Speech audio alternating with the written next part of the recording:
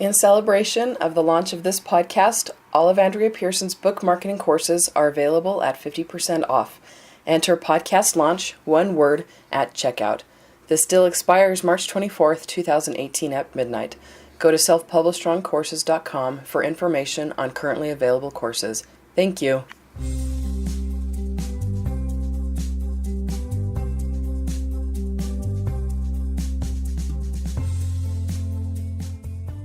Hi everyone, welcome to the Self-Published Strong podcast. I'm your host, Andrea Pearson, and I'm joined by my husband, Nolan. And we started this podcast for several different reasons. The first of which is I'm very passionate about marketing and being an author in books, and I love teaching others how to be successful at self-publishing. But we've got two little kids, and actually getting out to conferences is really difficult. And so I've started doing things to simplify our lives, including creating a self-publishing school and marketing classes. You can find information about those at selfpublishedstrong.com. But that's the first reason. The second reason is publishing is exciting and fun, and there's a lot of people that are very kind of discouraging and depressing about it, who like to drag people down about the possibilities of being successful. And even big authors who are successful sometimes, I don't know if it's unconscious, but they sometimes get a little bit of a Debbie Downer attitude when it comes to new authors just trying out. And we want to make things more positive and upbeat and uplifting than that.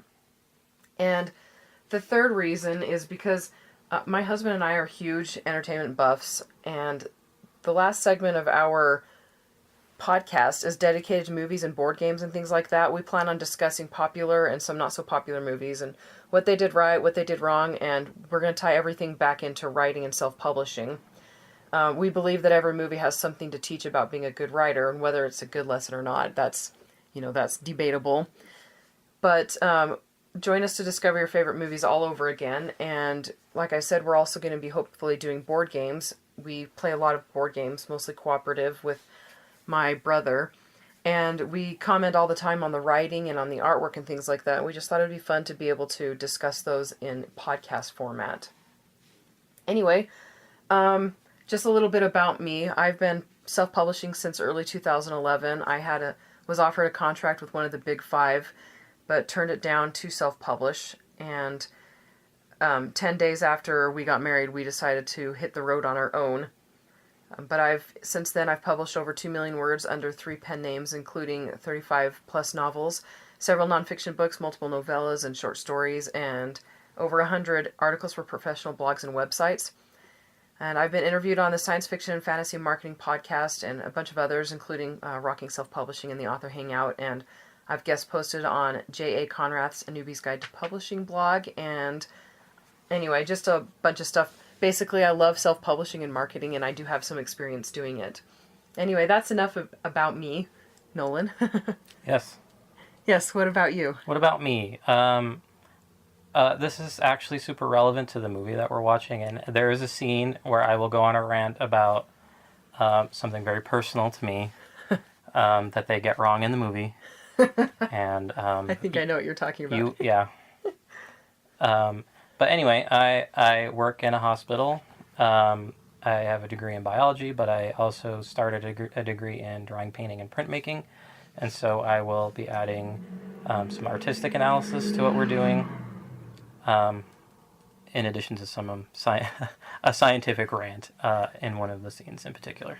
Yeah, and we wanted to do this because we both have experience when it comes to writing, obviously. I mean, he's a huge reader, and it's important for authors to get their facts right and things like that. But what Nolan didn't say was he's actually a professional illustrator. He's done book covers for publishers and authors, and he's illustrated a lot of books for me.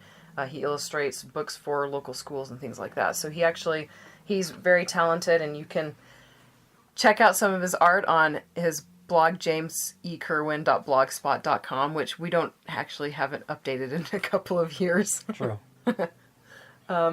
If you want to see any of his art, you can always email me and say, hey, I want to see your husband's latest artwork. Anyway, okay, so the format we're going to follow for this blog is we'll first give brief updates, and Nolan's smiling at me knowingly. Are you smiling? You said blog, not podcast. Oh, did I? All right, fine. All right, so here's how the podcast will go. Thank you. We'll first give updates on our lives and our projects, and then we'll give a shout out to our Patreon supporters, and you can find out about the perks that we offer through our Patreon account, which is patreon.com/self-publishstrong. And going along with a theme of positive and uplifting, we'll also be sharing a positive quote, one per episode, just to kind of get you excited about being an author and ready to basically take on the world. And then we'll give a self-publishing tip. And like I said, my passion is marketing, but we'll cover the entire gambit of things, topics, self-publishing related. And then, like we've already said, we'll discuss a popular or not so popular movie. Just so you know, we don't compare notes before episodes because we want to have natural dialogue and be able to discover together what we're thinking. We're going to try to avoid spoilers, but we can't make any promises with that just because sometimes, some of the movies, the ending ruins the movie, and you got to get this right when it comes to your books. You need to make sure that you're nailing everything, and so we'll be talking about all of those things. If there's going to be spoilers, we'll try to warn you. And as an FYI, the microphone that we're using right here is my digital recorder that I use for dictating.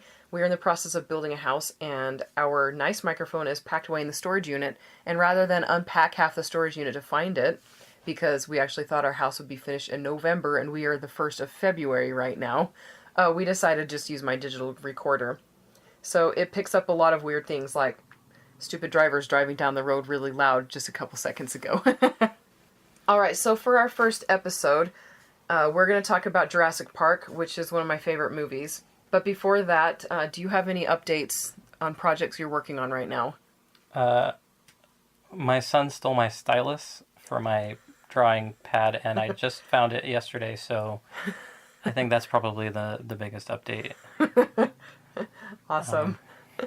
And my life has been revolving around nonfiction stuff. I love teaching. I'm very passionate about it, but I'm a writer. I'm a fiction writer. I want to be getting back to my fiction writing. And so once we get all this stuff taken care of, I'm really looking forward to digging back into writing the 3rd book in my Coven Chronicles.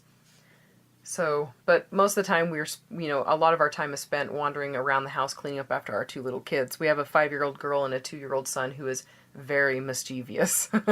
And pretty messy. Anyway, okay, so the motivational quote for the day, and Nolan's going to read that. Dreams Don't Work Unless You Do, by John C. Maxwell. How does that make you feel? Like I have to work a lot. Yes. We picked that as our first quote because the theme of our podcast is to be uplifting and encouraging, but at some point, dreaming needs to stop and working has to begin, because if you don't put the work in, then your dreams they'll never come true. So, as John C. Maxwell said, dreams don't work unless you do. All right, is that everything? Self-publishing. The tip for the tip on self-publishing. We're going to get this down, I promise. If you're just starting out, the tips that I'm going to be sharing some of them will be very overwhelming because I want to mix in advanced tips with brand new people, brand new authors' tips. And so I'm going to try to alternate them, and I'll have sequences of tips. I don't want the tip section to overtake the entire podcast, and so I'll be using the tips in sequences, and some tips will stand on their own completely. But the tip today is for new authors just starting out, and I just wanted to say that the most important thing for you is to get your book written. Don't worry about editing it until it's complete, and that includes self-editing. So after you finish writing something, don't go back and work on it and work it over and over and over to death, because the goal when you're first starting is to get the book finished. If you do not have a finished product, then you can't actually start self-publishing. And I think that applies even when you've got 1 or 2 books out, because, we tend to get distracted, and the best way to get experience is by writing more. So basically start at the beginning and work your way forward with writing and marketing and everything. But publishing, it can be difficult, but it's one of the most exciting, liberating things you'll ever do for yourself. So make sure you're enjoying the ride too. Anyway, so we've got free courses available through selfpublishstrong.com. If you go there, I think I've got a tab that says something about free courses. The first one goes over the basic automation sequence I used to build up my ARC team. And it's been selling my books on autopilot for about 2 years now. Is that how long I've been using it? Yeah. And royalties have doubled, quadrupled. I mean, they've gone up quite a bit since I started using an automation sequence. It basically sells your book on autopilot. And I also teach a little known tip to increase productivity in that course, and then a great way to get readers to download your books when you want them to and not whenever they get around to it. The second free course is called Am I Ready? And it talks about everything you need to have in place before you really start digging into marketing. Because marketing is difficult and if everything isn't set up correctly, the possibility of losing a great deal of money and time is really high. So make sure you've got your ducks in a row first. And yeah, check those out at selfpublishstrong.com, like I said. And now we're going to talk about Jurassic Park. Do you want to go first? Yes. Let's talk about why we picked Jurassic Park. Okay. It's a movie most people have already seen. It came out in 94, 93. I believe. Something like that. Very popular book, very popular movie, and it's both. So the author of the book was very instrumental in the creation of the movie. He wrote a book, then he converted it to a screenplay. He took a 25, 30-hour read and had to compress it into 2 hours. So the scenes that are in that movie are very important and were very carefully constructed. That is the kind of attention that you need to put into a scene that you write in your book. Be very selective about what it's telling your readers. I actually had a very similar comment about, like, Fantastic. Especially the opening scene. Everything in the opening scene, everything in every scene, actually. They did a very good job with this movie of making sure every scene does two things, pushes the story forward and informs you of something. So, like in the first scene, we've got a dark forest, and we've got the music, and we've got the build-up. It introduces us to, is his name Robert Muldoon? I know his last name is Muldoon, but anyway, introduces us to him, and basically the Velociraptor, all you see is the eye, so it's teasing you about what is about to come, while also setting the mood with music and everything. Yes. The theme of the movie is control is an illusion, right? Mm-hmm. And this is repeated over and over again. And this scene, it starts out, the danger is in a box. There's a big steel crate. You don't know what's in it. Mm-hmm. There's a bunch of guys with guns surrounding it. They look like they're taking every precaution they possibly can. Mm-hmm. Then somebody gets grabbed. Yeah. And in the classic horror movie style, he's drug on the ground towards this box that you can't see what's in it. Yeah. Then something crazy happens. He gets lifted 5 feet into the air. Something completely unexpected. Oh, yes, that's right. I remember the first time I watched it, I was like, how then is you're that possible? Whoa! Right? And then all you do see is the eye. Mm-hmm. They kind of flash shouting, shooter, as the guy slowly gets pulled into the box while they're trying to keep him from going in there. Yeah. So, again, control was an illusion. They thought they had it. They did not. Yeah. Somebody died. And unfortunately is the minority who died. Yes. Well, to be fair, they're in Costa Rica. So okay. A lot of the local workers are going to be Costa Ricans. That's true. Good point. So that's the first scene of the movie, right? So what's the second scene? It's very similar. Mm-hmm. Scene 2, instead of being a blue-colored night scene, it's a day scene. Mm-hmm. Stark. Bright. Very dramatic. And there's a guy in a suit in the middle of a jungle. Mm-hmm. Kind of the opposite, right? Instead of the thing being in a box, he's in the wilderness. And it open. Yes. And he's getting pulled on a little raft to a shoreline. And it's the lawyer that nobody likes. Gennaro or Gennaro? And he looks completely out of place, unprepared for the wilderness that he's in. He's wearing a business suit and nice shoes. Carrying a briefcase, walking through the mud. He does not have respect for what is going on there. And ultimately they go into a cave and they find some amber, and contained within that amber is the DNA that they use to create the dinosaurs. So again, the dinosaur is contained. In the symbolic item. Oh, nice, I like that. We didn't talk about this ahead of time. No. So in the first 2 scenes, we've reinforced that multiple times. We've introduced 2 characters, the gameskeeper and the lawyer. That'll end up being more pivotal later on in the movie. And reinforce the theme of the movie 2 completely different ways. that control is an illusion. Mm-hmm. And one thing about Michael Crichton that he was absolutely fantastic at with his books is he knew how to start a book with a hook that you could not ignore. And I mean, I remember the first time I read Jurassic Park, the book, I was probably 11. The movie came out at that time, and I had to read the book. And an 11-year-old reading Jurassic Park, now I kind of cringe at that. But that opening scene really caught my attention, and it was the excitement and the thrill of, future dinosaurs that kept me reading through what an 11-year-old would consider the boring parts. But Michael Crichton, everything in his book, even the boring, quote-unquote, boring parts, were interesting. He got really involved into the science behind things, and I really liked that as even a teenager. But going on to that theme of, every scene doing two things, so we get introduced to Grant in that scene where, the lawyer's approaching the guy who gets the resin. I don't remember his name. The dude who gets the resin out of the cave. Oh, yeah. And that guy says, they're talking about Dr. Grant and how they're going to try to get him to go there. And the guy's like, Grant's like me, he's a digger. And so that just, it's just introducing us to Grant before we even meet him. So we kind of get this idea of who Grant is. And just a little bit of trivia, Harrison Ford was offered the role of Grant and he turned it down. And after watching it, he was like, yeah, I made the right choice. And I have to agree with him. I don't think he would have been good for the role. Agreed.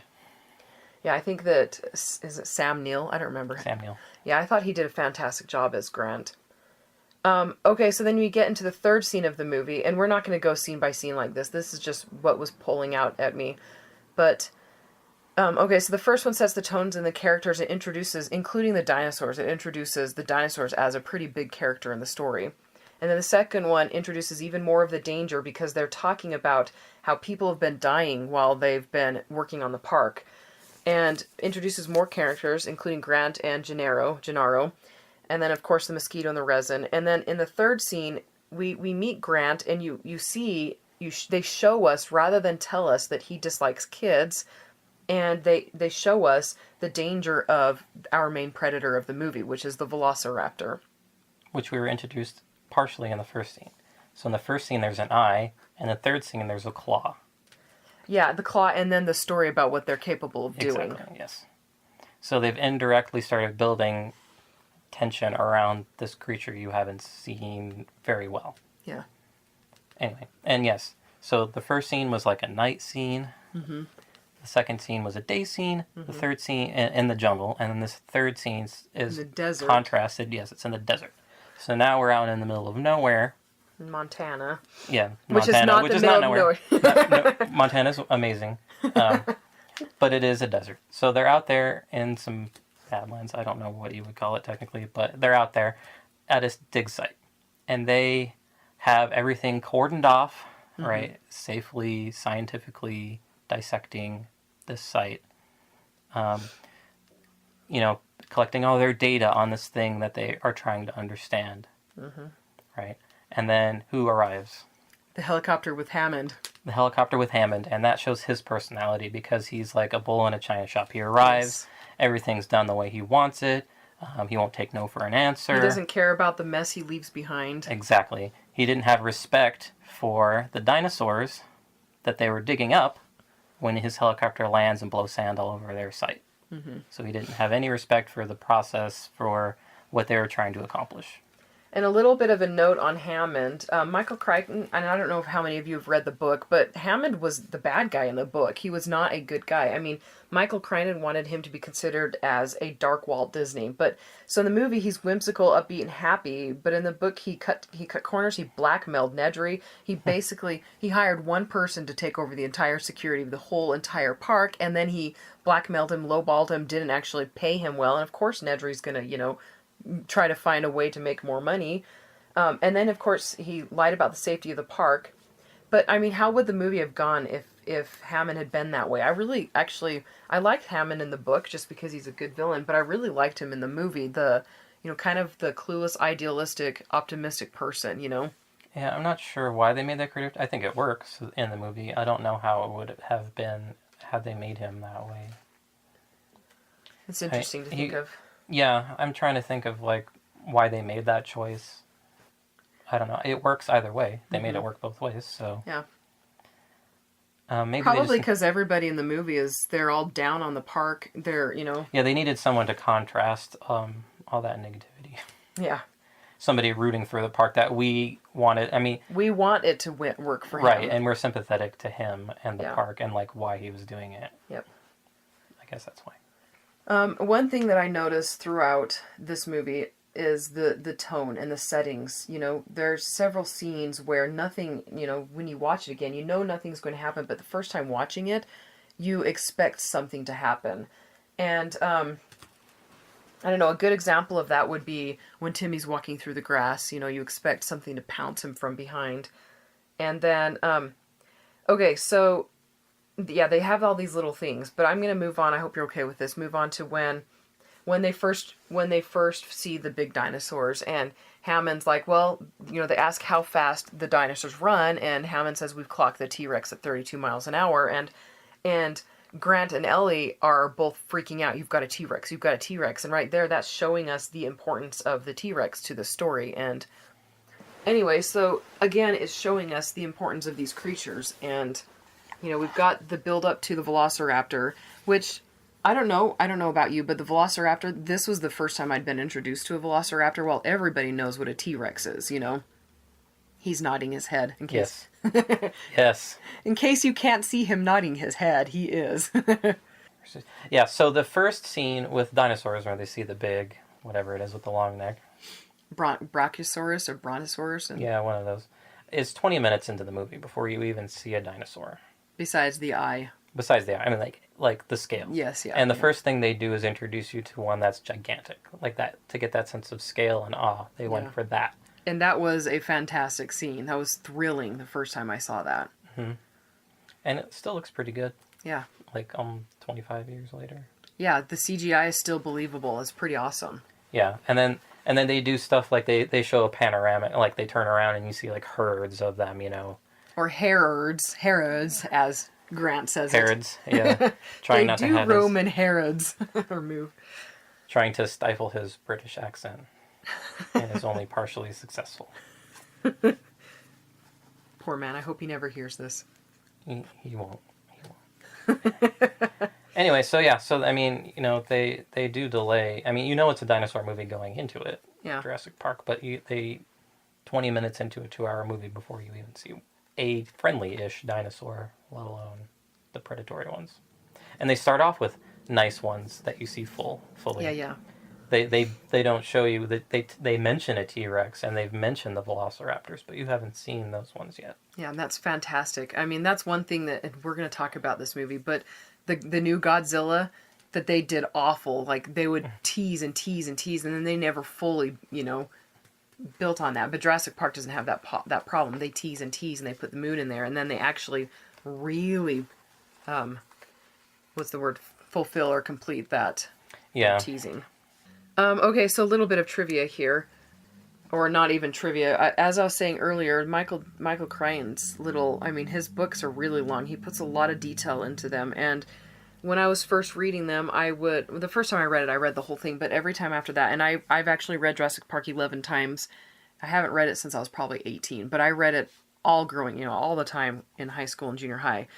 But in the movie, they take that little DNA cartoon, John Hammond's little cartoon guy, Mr. DNA or whatever, they condense a ton of exposition into just a very few minutes, and I appreciate that. I mean, it's fascinating, but they do take quite a bit and put it into a couple of minutes. Well, it's nice that they do that as part of a ride, so you don't feel like it's just like, don't you hate it when characters like explain the plot to you? Oh yes, yeah. And like all that, they did it by having something that would naturally do that to you, the ride, explaining, like the attraction is is the explanation, so they could put it in there, like a lot of exposition stuff.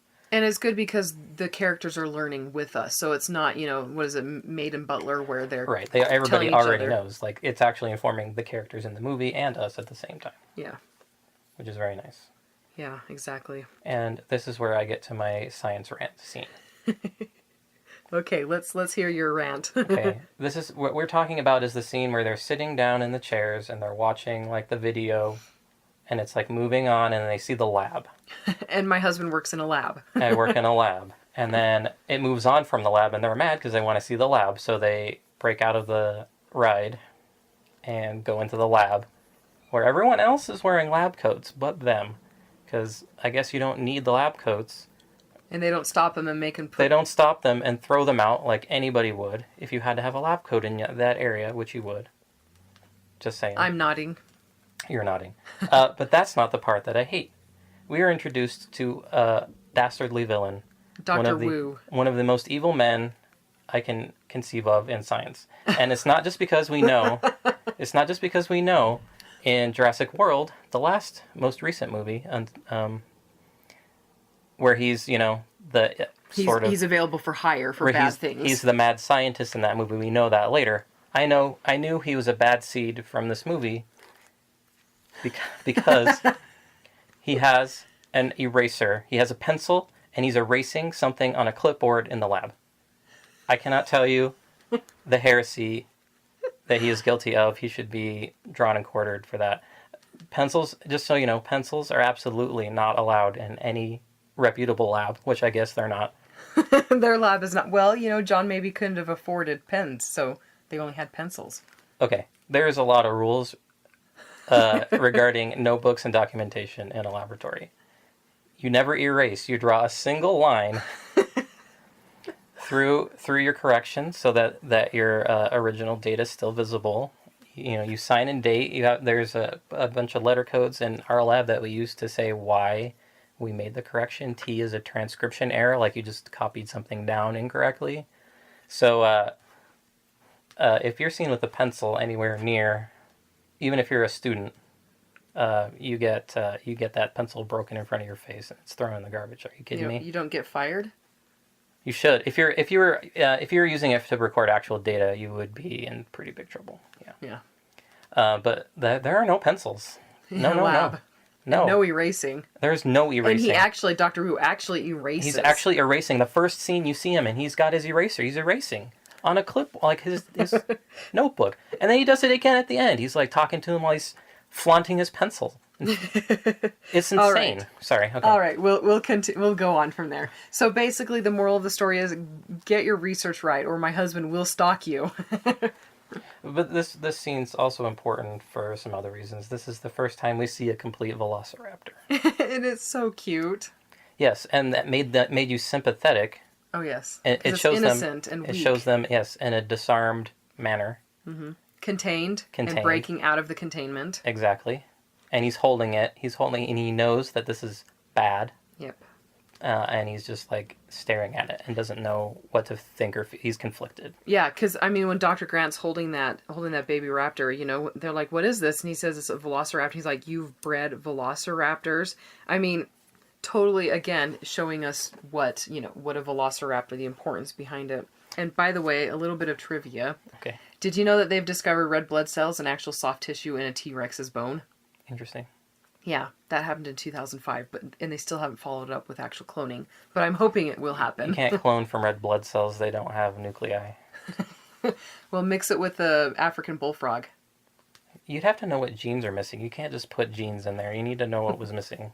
This is why you work in a lab and I don't. I specifically work in a molecular biology lab. I work with viruses and not genomics, but just so you know, I don't...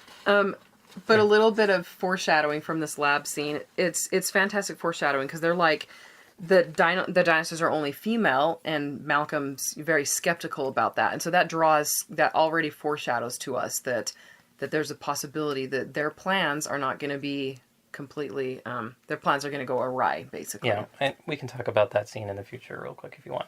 They do find eggs later that have hatched, and Grant's reaction is the same. Wonder. Yeah. Then dread. Yeah, like, oh, Malcolm was correct, and then... He's like, wow, eggs, they hatched, look at all the little footprints, wait a second. These are velociraptor footprints. And he has that conflict because he's studied dinosaurs his whole life, and now he sees them, and now he realizes how little he knows about them, and how dangerous they really are. Because he theoretically knew. He explained to the kid in the third scene of the movie, how it can disembowel him with this giant claw. But the reality of what he's really studying, he just has that personality conflict between the wonder of seeing, and the theme music parallels that as well. Yeah, it does. The theme music, which we all know, is not super tense. No, well, and John Williams said that he wanted to be able to encapsulate and to pull us to that feeling of wonder in the music. And that's, I mean, that, it's beautiful and it's dangerous. Nature is beautiful and dangerous. Control is an illusion. That theme song and all of these themes tie together. Yeah, and at this point, they're still not showing and then when we go and feed the raptors, we only see the cow going down and then coming back up with very little blood on the... Surprisingly little blood, but... But we don't see the bad dinosaurs still. They're still not showing them to us. Mm-hmm. Okay, so one thing I noticed while they're in there... I just saw my note in here about while we were watching this, Nolan was commenting on Gennaro's hairy feminine legs. No, well, I wouldn't say they're feminine, but they're very hairy legs. And then when we get to the scene where they're watching the velociraptors eat, Muldoon and my husband's like, and his manly thighs. Muldoon is much manlier than the lawyer. Oh, he is. He's also pretty cool. I really like his character. Yeah. I'm ashamed of him for how he died. He's the one that really had respect and really understood what was going on, how dangerous things could be. He didn't have that illusion. He's the one character, well, at least the most, who really had respect for the creatures. And he's been working with them for so long. And it's still not enough to save him. Yeah, exactly. And yet it's enough to save everybody else. Not everybody else. No, not everybody. Let's see, what was my next comment going to be? Okay, so we are introduced to the kids, and one thing I'm sure you've noticed is that kids are their plot devices. They're not... They try to make us care for them. Well, we were supposed to care for them. That's their plot device, is to bring in the innocent character to add tension and sympathy to us, so that we're even more worried, because once you throw somebody in who is innocent or in a position to need to be protected, it just makes it more dangerous, more thrilling, more freaky, more scary. Yeah, and so I just want to make one side note. Hammond goes on this gives a speech about standing in the light of discovery, and just when he says that, the projector behind him is shining a light halo around him. Oh yes. I don't know if they did that on purpose or not, but I thought it was nice. But nice touch. So before the kids arrive, they're having a discussion. He's like, "Well, what do you think of my park so far?" And they're like, "You're insane. This is the worst." Yeah. Every single one except the blood-sucking lawyer says this is an insane idea. This is dangerous. You need to shut it down. It's too much. We can't. They understand how crazy this is, and then the kids show up. Yes. So that ups the ante. They say, "No way on earth should we be doing this." Then the kids. Yeah, and it's more contrast again. Yes. We get more and more danger, and then innocent children appear. One thing that I'd never noticed until this time when we were watching is Timmy dresses like Dr. Grant. Well, we know that he idolizes Dr. Grant, so it makes sense. So he's got the blue button up. He's wearing khaki pants. He's got a neckerchief. And I had to ask my husband, I was like, what is that called? Is that a handkerchief? My husband Googles it. And he starts to look at pictures of people wearing neckerchiefs. And ascots. And I'm going to get to that. Okay. So we're sitting there. We're all the way, let's see, what part are we at? No dinosaurs visible. They get to the T-Rex paddock, and my husband has finally moved on to ascots. He's looking at pictures. He says, look at how happy they are. Everyone that wears ascots looks like they're having a lot of fun. Well, you did say that some of them look like they're smoldering. Well, they're smoldering, which is fun. It's fun to have a smolder. Anyway, so we've got that little nice little touch there that shows us just how much Timmy just idolizes Dr. Grant. And then, of course, Dr. Grant's like, ugh, these kids, they're driving me nuts. And so it just shows the beginning of Dr. Grant's relationship and his character development, because by the end, we know that the kids... in the helicopter, they fall asleep on him. Mm-hmm. Okay, so I have similar things to say about this. So yeah, during the dinosaur tour, there's no dinosaurs. But what does that show you? It shows you that they're not cooperating. Even by the absence of dinosaurs, yes. They're showing they cannot be controlled. They don't show up when you want them to. Eventually, there'll be entirely too many dinosaurs for them. Yes. But at the moment, they're like, okay, now we want to see dinosaurs. There aren't any. They're not going to play ball. Yeah. So when they're by the T-Rex paddock, the goat comes up, and I really love this because nothing happens with the goat, but then it's foreshadowing again. It's very, very light. You know, they leave the goat there, and then the goat is revisited later in a super awesome way. True. Okay, so Triceratops. Yep, go ahead. The first dinosaur they encounter up close is helpless. Yes. It's sick. It's on its side. And Ellie has a single tear. Oh, yes, the single tear. Single tear, which if we ever do the Lord of the Rings trilogy... Yeah, there's single tears in like every 5 minutes. There's a flood of single tears, if you can imagine that. You can resolve that dichotomy. Flood of single tears. That's a thing that happens. But, you know, so it's their first real encounter with a full-grown dinosaur is one where there's a bunch of other workers around it. You know, Ellie's trying to figure out why it's sick. You know, and it's not dangerous. It's not in a state where it can hurt them at all. Yeah. Okay, so back to, I guess they're back on the tour, but a little side comment about, you know, the part where Malcolm, you know, is trying to explain chaos theory to Ellie, and he's like, you put a drop of water here, and then he's like, and then you wipe it off, and you put a drop of water here in the same spot, it'll go down. I tried that multiple times, and I never once got it to work the way he said it would. It's true. I've seen her. The drop of water always followed the same path. It didn't matter. I mean, I cheated sometimes and tried to get it to go other ways, but anyway. And by the way, their awkward flirting, did you know that the two of them ended up hooking up for like 2 years after that movie was done? Art imitates life. Life imitates art. Yeah, but they were so awkward together in that movie. That's because it was genuine. It was genuine awkward flirting, not the fake kind. I have to laugh that Ian Malcolm was put up, you know, Jeff Goldblum was like a sex symbol back then because... Did you see him with his shirt unbuttoned? Come on. Yeah, now. He had his shirt unbuttoned the whole movie after he got injured. It's half unbuttoned for the first half of the movie and then all unbuttoned for the last half. The rest. Yes, Nolan had a funny comment about the part where, and I'm jumping ahead a little bit, when the Tyrannosaurus Rex, when they find him after he's been attacked, Nolan's like, he somehow managed to unbutton the rest of his shirt. He's horribly injured and unbuttons his shirt for his leg injury. Yes. And then the rest of the movie, there's a lot of open shirt scenes. It's like, you know, they're like, behold, Jeff Goldblum. There's a lot of memes with him, like, lounging, like that. Yes. Or like they have gifs of him like just laying there breathing. It's pretty great.